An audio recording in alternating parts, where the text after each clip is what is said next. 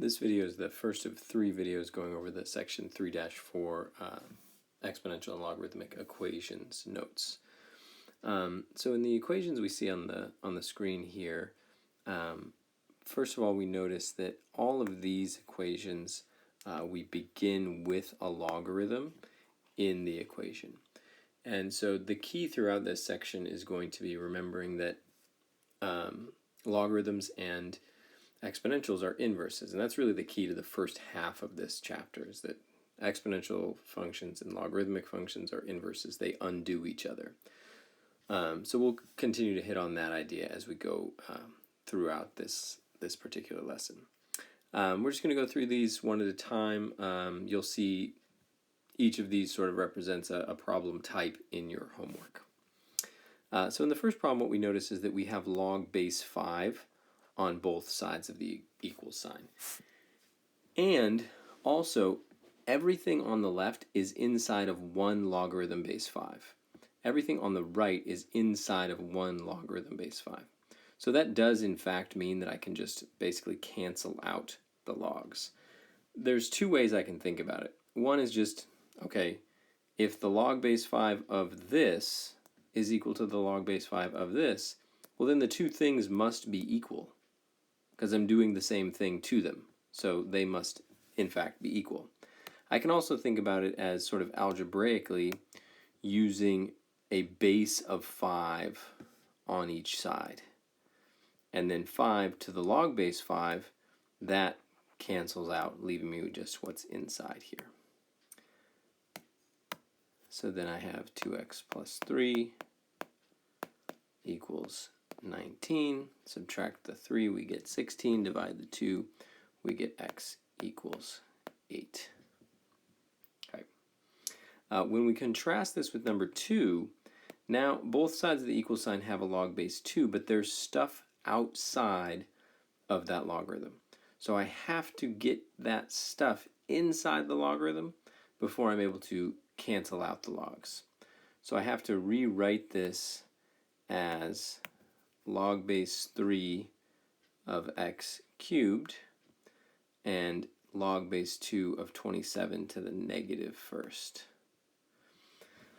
Now the logarithms do in fact cancel out just like they did in number 1, and I have x cubed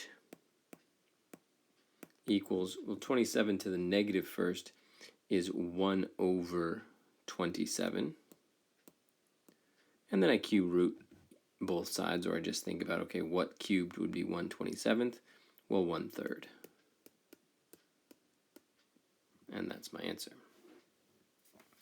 Now in number 3, huge difference right away. Each of these had the 1 logarithm with the same base on each side of the equal sign, which told me, okay, I'm going to be able to cancel that out as long as there's nothing outside the logarithm. But here, there's only 1 log in the equation. When you see an equation like this with just 1 log and the variable inside that 1 logarithm, you want to remember, oh, well, an exponential is the inverse of a logarithm. So I'm going to rewrite this equation as an exponential. And I remember that log with no base here is really log base 10. And we know a logarithm is saying, okay, what power do I have to put on this base to get this given answer? So this, as I rewrite it, becomes 10 to the third equals 3x plus 5. 10 to the third is 1,000.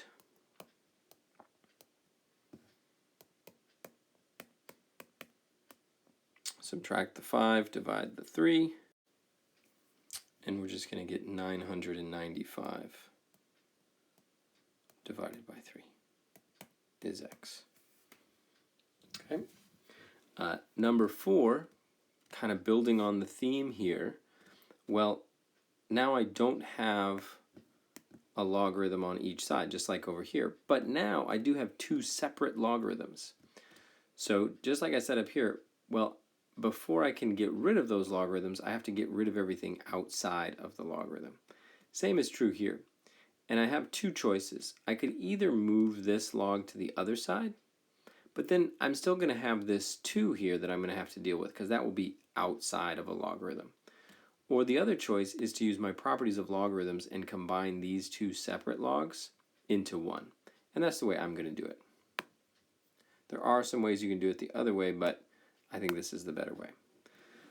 Because we have two logs with the same base being subtracted, we're going to just go ahead and turn that into one logarithm, where what was before inside the two separate logs is now division inside of one log. Oops, sorry, my brain was going too fast there. Equals just 2.